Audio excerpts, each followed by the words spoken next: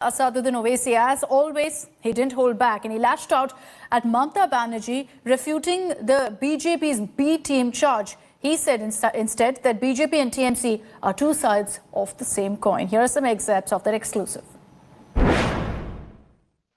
यही तो ममता बनर्जी की सबसे बड़ी क्रास हिपोक्रेसी और अपॉर्चुनिज्म है और इनका ये कम्युनल बिहेवियर है।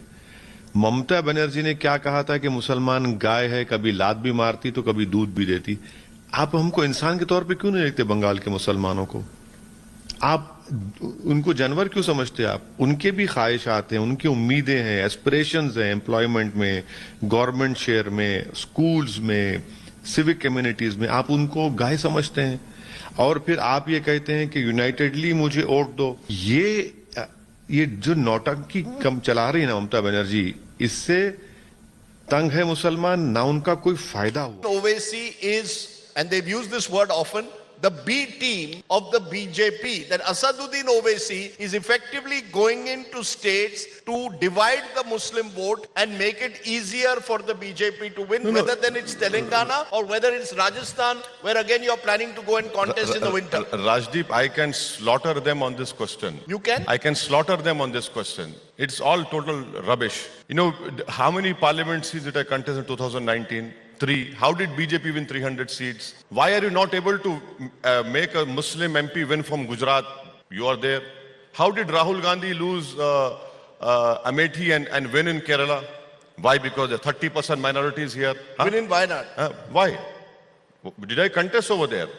As long as you try to follow BJP, that we will do religious festivals, we'll construct this mandirs, you will... जो सियासी दुश्मन है वो बोलेंगे ओवैसी वोट काटने आया है, ओवैसी बी टीम है। मेरे भाई, ये जो इंडिया अलायंस है, महाराष्ट्र में 48 लोकसभा की सीटें एक भी मुसलमान को टिकट नहीं देते और आकर हमको गाली देती है। हैदराबाद में हमारे खिलाफ कांग्रेस ने उम्मीदवार खड़ा कर दिया, बीजेपी ने खड़ा कर दिया और सब ये समझ रहे थे कि अब के बाद हैदराबाद की सड़कों पर असदुद्दीन ओवैसी को हम रोक लेंगे। मगर आप देखना इंशाअल्लाह ताला 2019 में जितनी हमको हैदराबाद और अल्लाह ने मेजॉरिटी दी, उससे ज्यादा मेजॉरिटी से इंशाअल्लाह ताला और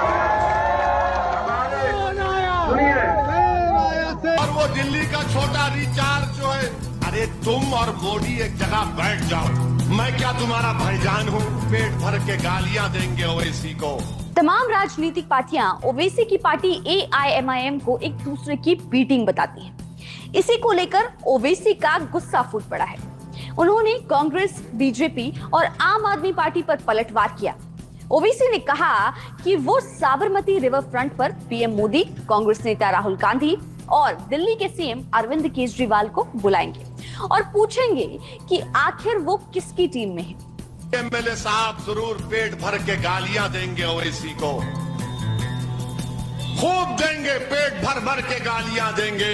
ये उससे मिला हुआ है, ये इससे मिला हुआ है। अरे तुम और मोदी एक जगह बैठ जाओ। मैं रिवर फ्रंट पर एक बेहतरीन टेबल लगाता हूं, चाय ढोकला रखता हूं। अगर गोश्त रखूंगा तो बोलेंगे ये कौन सा है, छोटा है या बड़ा है? तो गोश्त नहीं, ढोकला और चाय रखता हूं।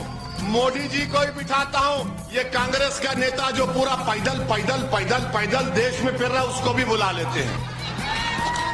और वो दिल्ली का छोटा रिचार्ज जो है, ये तुम तीनों बैठकर फैसला कर लो मैं क्या हूं तुम्हारा।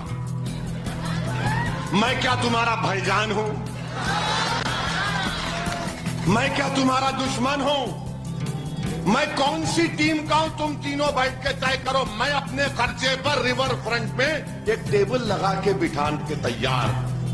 मगर कम से कम जब गरीबों पर जुल्म हो रहा था तो तुमको निकलना चाहिए था। तुम नहीं निकले। तुम हक खो चुके हो दरियापुर के गरीबों से वोट पूछने का। कांग्रेस के पास कोई हक नहीं है। और हमारे हैदराबाद में रसूलुल्लाह सल्लल्लाहु अलैहि वसल्लम की शान में भाजपा का एमएलए बकवास बकने की कोशिश किया। पूरा हैदराबाद की आवाम ने अपनी मोहब्बत का इजहार एहतजाज